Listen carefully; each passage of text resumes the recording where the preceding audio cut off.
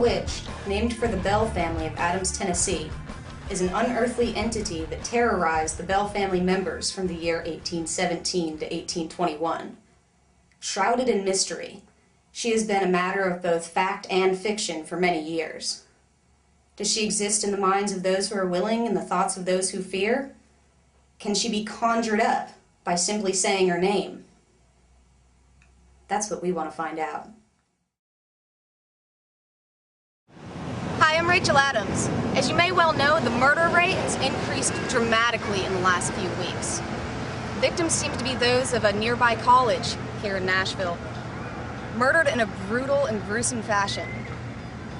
Businesses and residents are running scared. They seem to be attacked in restrooms. Nobody's quite sure what's going on, but they are afraid that they're messing with unknown powers and things that they don't understand. It may all be a hoax, you may not believe it. It may just be an urban legend, but here, if you grew up in this area, you know that the Bell Witch is no laughing matter. It can be deadly serious. Authorities have posted this all over town. Call this number if you think you might be in danger. Just don't try to mess with things that you don't understand. That's all we can tell you.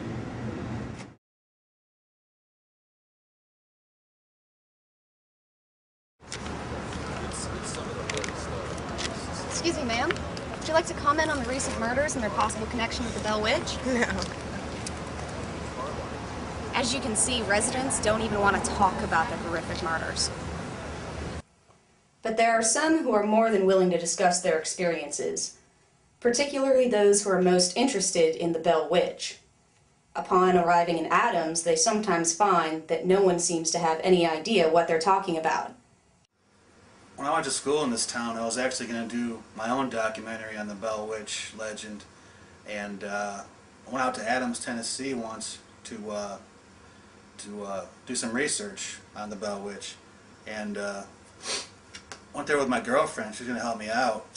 So we go to Adams, Tennessee, and we stop at a convenience store to just to get some info from the people, and everybody was really cool and real warm, nice people.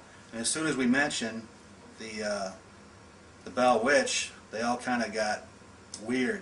They look like zombies. It's like they were programmed not to say anything about the Bell Witch. They were just denying it, that it ever existed, and it wasn't in the area.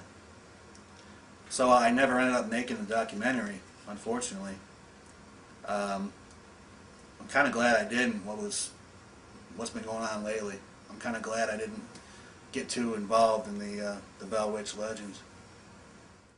It was at the coffee house behind me that Emma Banks, a bright and popular 21-year-old student, was horrifically and brutally murdered the other day.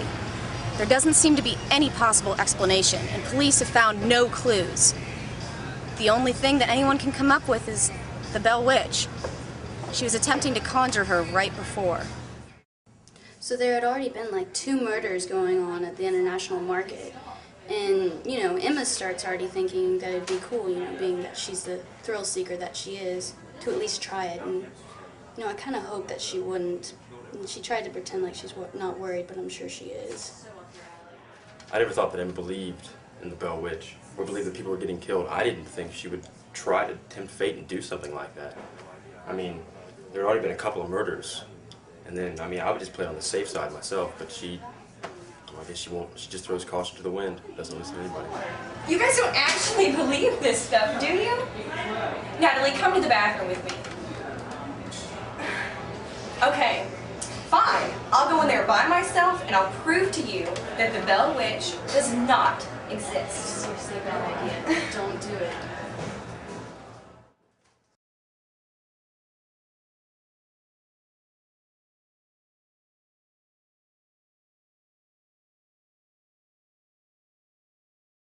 I don't really put too much stock in all that Bell Witch stuff, but after that girl died, we had to take all the mirrors out of the bathrooms just to be safe. You know, we don't want anybody getting hurt around here.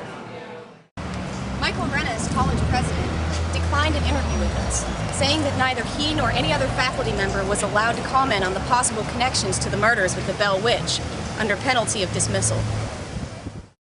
We're here at Spun Music and Movies, the only place in Nashville currently carrying the Bell Witch, Highway to Hell. The movie seems to be a driving force for students, causing them to try and contact the Bell Witch. Is everything all right? Oh my God! Man, get out! Get out of here!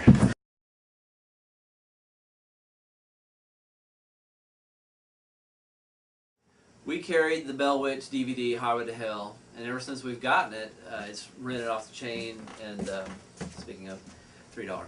Yep. And all these incidents have popped up around town of kids trying to conjure up the Bell Witch. Do back on Thursday, man. All right.